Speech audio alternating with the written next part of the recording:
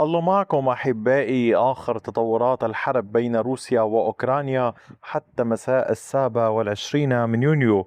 الجيش الروسي يواصل التقدم في جبهات دنيبرو ويتمكن من السيطرة على بلدتين، فيما القوات الروسية المنتشرة في قطاعات أخرى واصلت تقدمها في وسط زابوروجي وباتجاه كوبيانسك. أما الأوكران فكانوا قد شنوا سلسلة من الهجمات في شمال مقاطعة دونيتسك وفي القطاع الغربي لزابوروجي، دون أن ننسى الضربات المتبادلة بين الطرفين سنتحدث عنها أيضا. أتمنى من حضرتكم أحبائي مساعدتي في مشاركة الفيديو، الانضمام للقناة، تفعيل الجرس، ودعم القناة قدر الإمكان لتستمر هذه القناة بالعمل. نبدأ من مقاطعة دنيبرو. هنا في هذه المنطقة الوحدات الروسية فرضت سيطرتها على هاتين البلدتين، بلدة كريبيشني وبلدة يوريفكا. التقدم الروسي كان على كامل هذه المساحة باللون الزهري أمامكم كما تشاهدون. الوحدات الروسية تقدمت بعمق 3 كيلومترات وبعرض كيلومترين ونصف على طول المنطقة. كانت القوات الروسية تتحرك عبر أحزمة الأشجار وتثبت نقاط سيطرة لها. دعوني أذكركم أن هذه المنطقة كانت رمادية، وكما تلاحظون هي رمادية على نطاق واسع، ويعود ذلك لكثافة العمليات بين الطرفين، سرعة الحركة وعدم القدرة على التثبيت كان لأي منهما. الوحدات الروسية تملك المبادرة في بعض الاتجاهات خصوصا في هذه المنطقة، فيما القوات الأوكرانية تملك زمام المبادرة في هذه المنطقة هنا. القوات الروسية تحاول عمل مجموعات الاستطلاع نحو بلدات في العمق أكثر باتجاه نوفو سيليفاتي وباتجاه أوستابيفسكي وأندريفكا، فيما القوات الأوكرانية تحاول الاختراق أكثر باتجاه الجنوب والضغط على الوحدات الروسية من هذه الجهة بالتزامن مع عمليات ضغط من هذه الجهة، والهدف هو قطع الإمدادات عن القوات الروسية التي تتلقى إمداداتها من الجهة الشرقية من كامل هذا القطاع. هذه هي الحال في هذه المنطقة.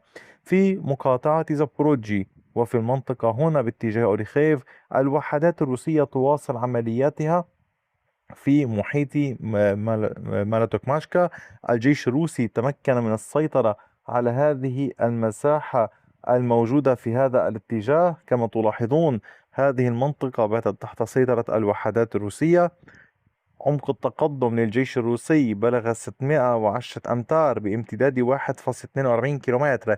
العمليات مستمرة في هذه المنطقة، والهدف هو تأمين محيط ماراتوكماشكا من هذه الجهة في محاولة للحفاظ على سيطرة وعلى وجود وانتشار. فالأوكران ركزوا في الآونة الأخيرة على إبعاد الجيش الروسي قدر الإمكان عن ماراتوكماشكا، عن القسم الغربي تحديدا الملاصق لأوريخيف، وبالتالي يحاولون أن يبقى الجيش الروسي بعيدا، خاصة كما تلاحظون يعني الجيش الروسي بات قريبا من الجهة الشرقية والجنوبية ويفعل عمليات باتجاه من الجهة الغربية، وبالتالي الضغط الروسي متواصل نحو هذه المنطقة. لذلك نجد اليوم أمرا هاما للغاية أن الأوكران يضغطون في القطاع الشرقي لزابوروجي مع ضغط في القطاع الغربي، وما شاهدناه من سلسلة عمليات هجومية شنها الأوكران شرحت عنها صباحا. واليوم مع ساعات المساء كانت القوات الأوكرانية قد تقدمت وسيطرت على هذه المساحة باللون الأزرق، ثبتت نقاط سيطرة لها هنا القوات الأوكرانية. عمق التقدم لهذه القوات بلغ 730 مترا بامتداد 1.4 كيلومتر. العمليات الأوكرانية مستمرة، ولكن ليس فقط في هذه النقطة. دعونا نعدد النقاط التي هناك اشتباكات قوية فيها: واحد باتجاه بلافني، اثنين في ستيبنوهيرسك، ثلاثة من جنوب لوكينيبيسكي، وأربعة من محيط كاميانسكي على طول المنطقة هنا، إضافة إلى نقطة خامسة يعني الأوكران يضغطون فيها من شمال يعني نحو شمال كاميانسكي، وأيضا من الجهة الشرقية. لذلك الروس يحاولون قدر الإمكان استيعاب هذه الهجمات الأوكرانية، التصدي لها في كافة الاتجاهات. والمعركة ليست بالسهلة، دون أن ننسى أن هناك اشتباكات أيضا تجري في اتجاه مالي شيرباكي وفي محيط شيرباكي. هذا هو الحال في القطاع الغربي لجبهة زابوروجي. أما فيما يتعلق بباقي العمليات فما الذي يحصل؟ في اتجاه كراماتورسك العمليات مستمرة، وكان هناك ضربات مكثفة باتجاه محطة الكهرباء الموجودة، محطة الطاقة يعني الروس قاموا بالاستهدافات، إضافة استمرار العمليات في جبهة نيمن، وهناك كان نوع من الهجوم الأوكراني المضاد، ولكن كما تعلمون المنطقة الرمادية واسعة، وبالتالي أيضا هذا الهجوم المضاد لم يسفر عن أي سيطرة للوحدات الأوكرانية، فيما تحافظ القوات الروسية على نقاط سيطرتها. ولكن في شمال دونيتسك الهجوم الأوكراني يعني واصلوا تقدمهم ووصلوا إلى نوفي، حيث دخلت القوات الأوكرانية أولا وسيطرت على كامل هذه المساحة باللون الأزرق كما تشاهدونها أمامكم. عمق التقدم كان كيلومتر وربع، بامتداد أكثر من كيلومتر وربع على طول المنطقة. تحركت القوات الأوكرانية، سيطرت على طول هذا الشارع الموجود هنا في نوفي، محسوب على نوفي. العمليات الأوكرانية مستمرة في محاولة للدخول عبر حزام الأشجار من المنطقة هنا نحو هذه البلدة من عدة اتجاهات، شمالا، شمال غرب، شمال شرق، ومن الجهة الغربية.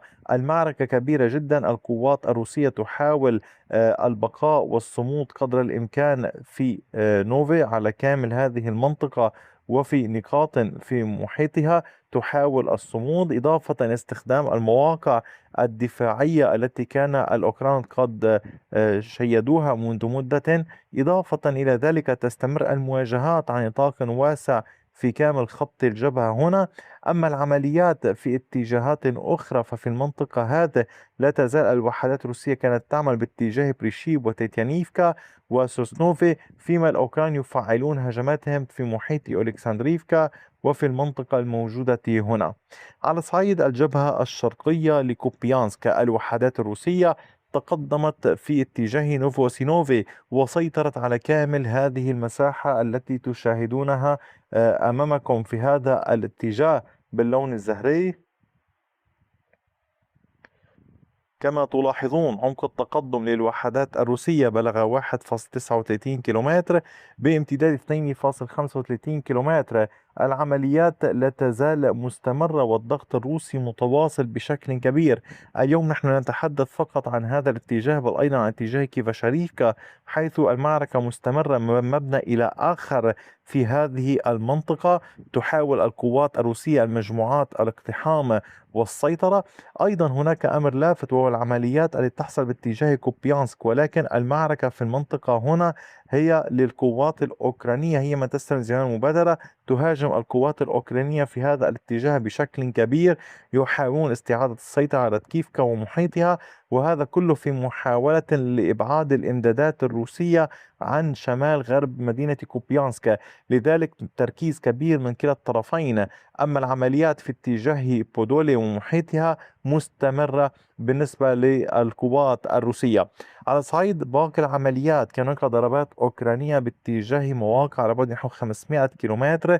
القوات يعني الأوكرانية استخدمت صواريخ فلامينغو في اتجاه المنطقة هنا، 3 ضربات باتجاه هذا المصنع الهام الموجود في هذه المنطقة. الأوكران يقولون أن هذا المصنع مختص في التقنيات المدفعية والصاروخية، لها أهمية كبيرة، يعتبرون ذلك.